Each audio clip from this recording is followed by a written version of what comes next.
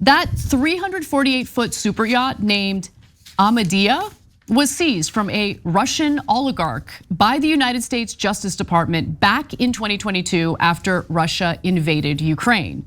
Now, US taxpayers are footing the bill to maintain it to the tune of millions of dollars, okay, as it sits idle in a port off of San Diego. Now, the yacht was taken from Suleiman Kerimov, who is a Russian who made his fortune in gold, okay? Prosecutors allege that he violated US sanctions by using the US banking system to cover the expenses for the vessel.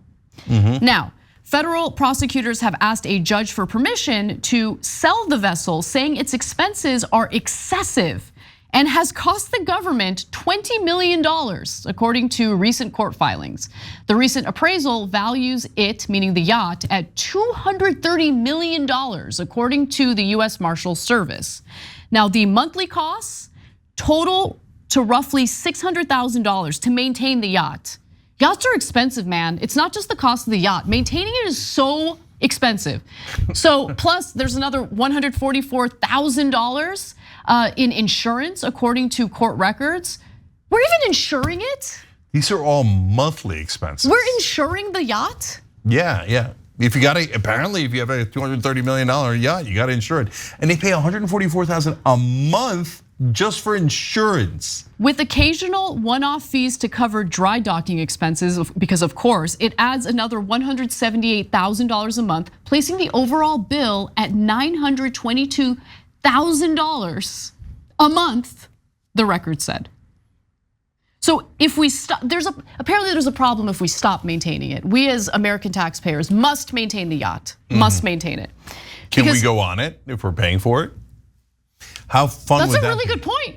How fun would that be if they did like a little lottery and said, hey, since we're paying $922,000 a month, 1, 10, 100, whatever the number is, Americans get to go on that yacht once a week, once a month, whatever. How awesome would that be?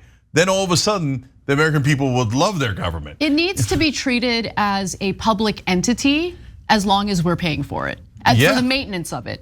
And so why? Why are we forced to maintain that yacht? Well, because if we don't maintain the yacht, it will lose value. And right now, the government is apparently going through a process to be able to sell the yacht, right? And remember, it's worth quite a bit, $230 million. Yeah. Jesus. So it is excessive for taxpayers to pay nearly $1 million per month to maintain the Amadea when these expenses could be reduced to zero through interlocutory sale. And that's what the prosecutors are arguing in a court filing. But now there's a battle over who even owned the yacht in the first place, which could disrupt the government's efforts to sell it. So attorneys, an attorney for, I don't want to say his name because I'm going to mess it up, but attorneys for Edward Kadynatov, a Russian CEO who has not been sanctioned, says that he owns the yacht and he has sought to take back possession of the boat. His lawyers have objected to the United States government's efforts to sell the yacht, so there's a bit of a court battle happening. And so his attorneys refuse to pay the ongoing maintenance costs as long as the government pursues a sale and forfeiture. However, they say their client will reimburse the US government for the more than $20 million already spent to maintain the yacht if it's returned to its proper owner. But the US still believes that Kerimov is actually the rightful owner, not this new guy who popped up and said, no, it's my yacht. Yeah, it's super sus that the new guy who isn't under sanctions claims that it's his yacht. Gee, I wonder if he'll sell it back to the other guy later after we give it to him like suckers. But we're not, so that's good. So I just want to go off on rich folks for a second. Yeah, do it. So look, I don't get the need for a private jet. First class is so great that it's superfluous, it's gratuitous, right? I get it, but it's such overkill.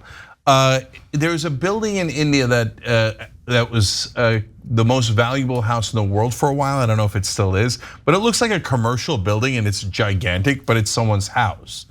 I hate it. I don't know why you need the 17th floor and your building, your house looks like a commercial real estate. I think it's like, this is so gratuitous. Have you ever seen? Hold on.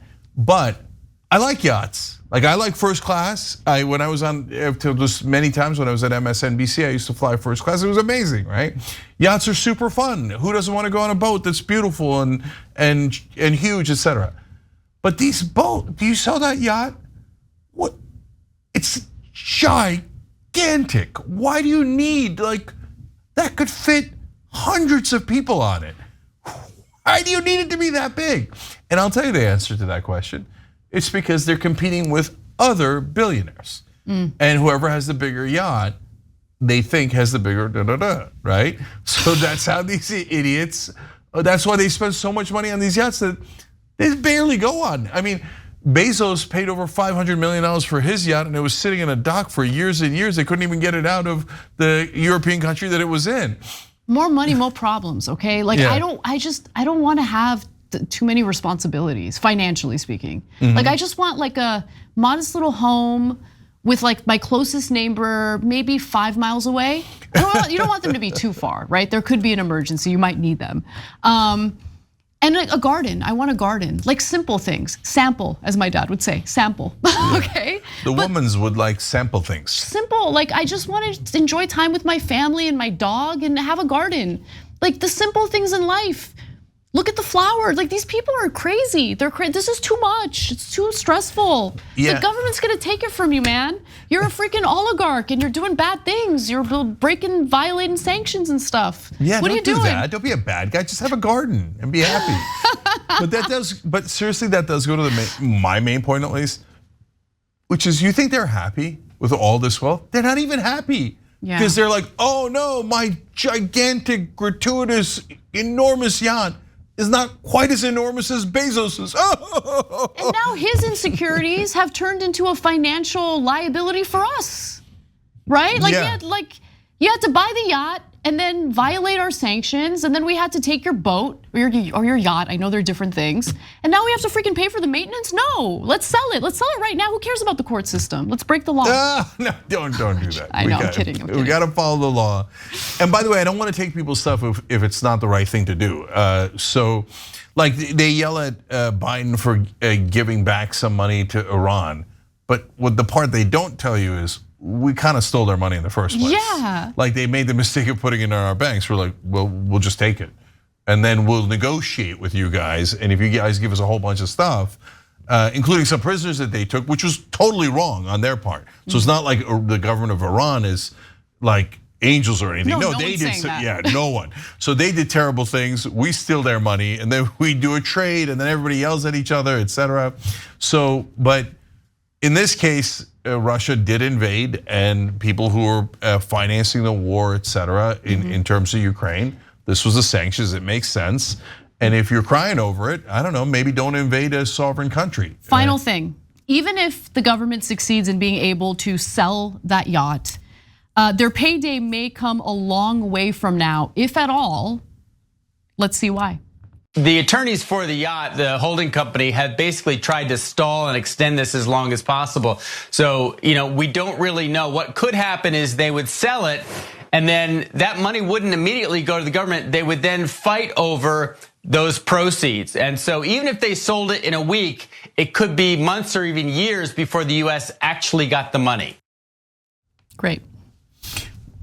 All right, so far we've spent the money, but we might not get it back for a long time. Right. And this is us punishing the Russians. Right. They've been very bad. As we pay for their expenses of their yachts. Nailed it.